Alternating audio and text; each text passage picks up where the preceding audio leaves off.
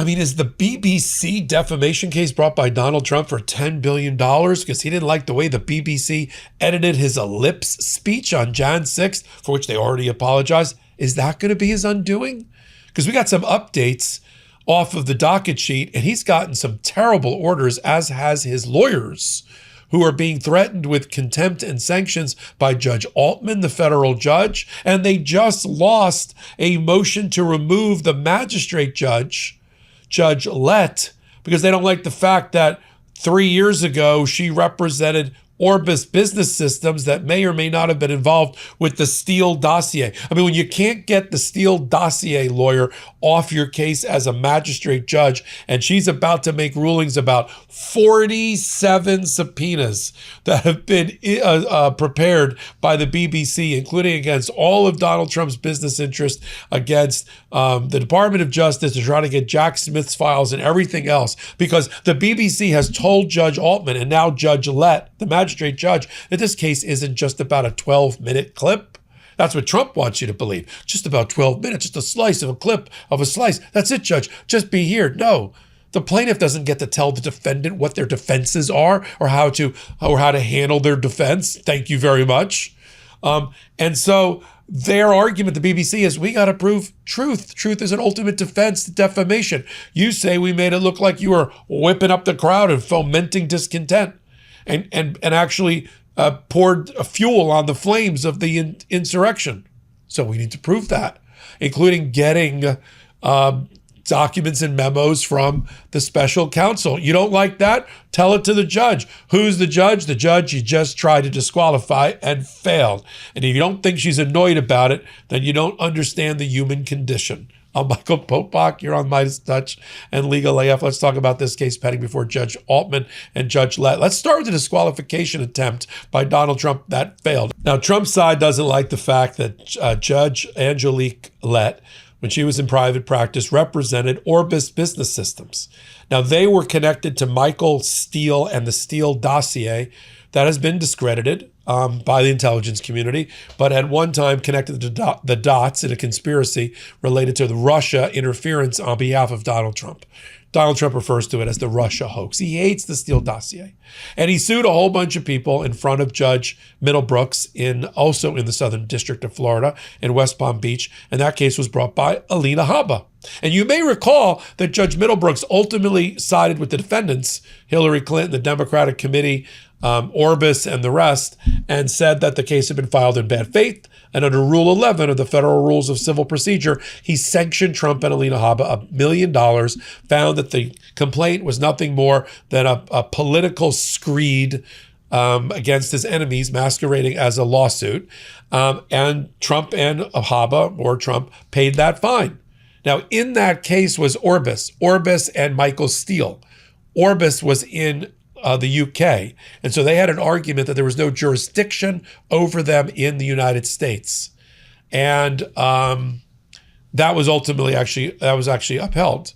So there were appeals related to that as well. All of that is important because when Alejandro Brito, the lawyer for Donald Trump, filed his attempt to get rid of Judge Lett 160 days into the case, which is a little late, he said, well, I waited so long because you're on a motion to disqualify or recuse. It has to be in a reasonable time after you learn of the information that forms the basis of the disqualification. She represented somebody against Donald Trump, this kind of thing. But they were on the defense side. They weren't suing Donald Trump. They were defending themselves against Donald Trump, and they were successful in an unrelated case. And so the judge says, you're late. And Alejandro Brito, the lawyer for Trump, says, well, the reason is I wasn't involved with that prior case, and it took me a minute to put two and two together. And my favorite part is when Judge Lett denies the motion. She says, and we'll put this up on Legal AF Substack for your review. She says, you filed a notice in the appeal that I was in. My name was on all the pleadings. How did you not notice me? I don't believe you. She, on page 4 of her order, Plaintiff suggests that this delay was because he was not plaintiff's counsel in the other matter and was not immediately aware of Magistrate Judge Lett's participation in that litigation. However, plaintiff's counsel did appear on behalf of President Trump, the plaintiff in the adverse matter, during the appellate phase, and here's his appearance form. So no, you don't have a good explanation for why you're late 160 days into this case, and only because I just got assigned, she's saying, this 47 subpoenas that now goes to this magistrate judge. The way it works is the district court judge handles sort of the substance of the case and presides over the trial. And all of the day-to-day discovery matters and fights and deadlines goes to the magistrate judge. Sometimes motions to dismiss go to the magistrate judge for a first shot at it before the district court judge looks at it. If you don't like what the magistrate judge does, you can take an appeal to the district court judge. That's how that works in federal court. And she said, even if you weren't late, and you are, the fact that I represented Orbis in the defense side of a case brought by Trump in an unrelated matter, that's not enough to get me recused. Now, have I ever moved to disqualify or recuse a judge? Yes, twice. Was I successful? Yes. But I had to advise my client that if we lose this, we're going to have a pissed off judge. And now Donald Trump has a pissed off judge trying to decide whether he can successfully block 47 subpoenas. If you want to know what this is all about, Donald Trump keeps saying it's a sliver. It's 11 minutes. Here's the comparison of the speech, the unedited, and the actual clip that BBC did. Play the clip. We're going to walk down to the Capitol, and I'll be there with you. And we fight. We fight like hell. And if you don't fight like hell, you're not going to have a country anymore. We're going to walk down to the Capitol,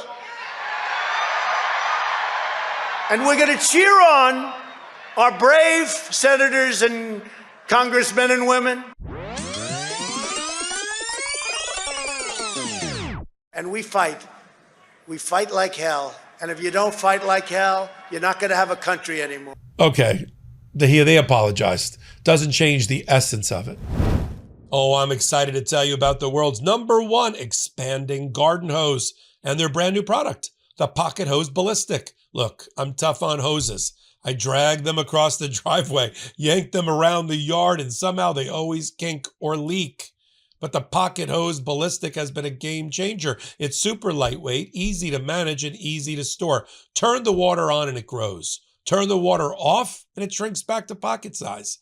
And this thing is built to last. The Pocket Hose Ballistic is reinforced with a liquid crystal polymer used in bulletproof vests, making the anti-burst sleeve practically bulletproof. And now for a limited time, when you purchase a new Pocket Hose Ballistic, you'll get a free 360-degree rotating pocket pivot and a free thumb drive nozzle. Just text LEGAL to 64,000. That's legal to 64,000 for your 2 free gifts with purchase. Text LEGAL to 64,000. Message and data rates may apply. And now they've got another problem because Judge Altman, who's the main judge in the case, he just issued an order to show cause about why Donald Trump's lawyers are late and why they didn't file an opposition paper on June 5th against the motion to dismiss brought by the BBC. And Alejandro Brito, the same lawyer, says, so much to do, Judge. I mean, effectively, he has 5 lawyers working for him. And how do I know that? Because I counted them and I went down the list, if I can find it. And here's the lawyers that work for Donald Trump. It's Mr. Brito, it's Mr. Mena, it's Miss Garcia, it's Mr. Corp, it's Mr. Pulsick, it's Mr. Epstein, not that Epstein. And then there's lawyers behind this that aren't on the signature block. And then there's the paralegals behind that. So don't go crying to the judge that I can't do the work, Judge, because there's just too much to do in the appointed time. He cries and he says, I filed everything, but there's just too much to do. I didn't intentionally disregard anything. As he goes through, like he wants us to cry for him. And then he signs it all in caps. But remember, Judge, I represent President Donald J. Trump. Can I get a pass on missing the deadline? I don't think so. Then they missed another deadline. A day later, the judge says, where is your opposition to my discovery plan? You're supposed to file that. You may not agree with it, but you have to oppose it. Oh, this is what happens when lawyers who don't understand federal practice try to do it. It's amateur hour. Don't try this at home. They can get the complaint filed, with all of its, $10 billion, but after that, the fine points of the tactics and strategy and understanding the federal rules and understanding your judge's chamber rules and understanding his or her standing orders on discovery or on motion practice. I would tell when I train my lawyers, I would tell them, first thing you got to do is you got to understand the rules of the road. You have to know before you start writing, you go to your federal rule of civil or criminal procedure. Understand the rules. Go to the local rules, because each district and federal court has local rules that are different than the rules of the main rules, may be different, especially around discovery or criminal practice. Go learn that. Then go online and get what we call the chamber rules of the particular judge. Judge likes things done a certain way. Motions prepared a certain way, case law submitted a certain way, on a certain timeline. How do you know that? Judge's chamber rules. Go talk to the clerk. Go get the chamber rules. And then when you're done, and you know that better than anybody else, then you start drafting your document. And you better make sure you got the page numbers right and the font size right, and you know how to file. Because the way it happens in court, we always look at what's called an electronic docket. On the electronic docket, right, you have instant service. The electronic court system, once you file it with the court, ends up for the judge. They get an alert, boom, filing in this case, clerk, law secretary grabs it, gives it to the judge when they need it, and it goes out automatically to the certificate of service list. And that's how we operate in federal court. And growing it's also a growing practice in state court that's kind of catching up to federal practice. So I want to bring that all together for you here, but it is likely these 47 subpoenas could be Donald Trump's undoing. We'll be here for it on MeidasTouch. Hit your free subscribe button, come over to Legal AF YouTube channel and do the exact same thing. So until my next report, I'm Michael Popok. Can't get your fill of Legal AF? Me neither. That's why we formed the Legal AF Substack.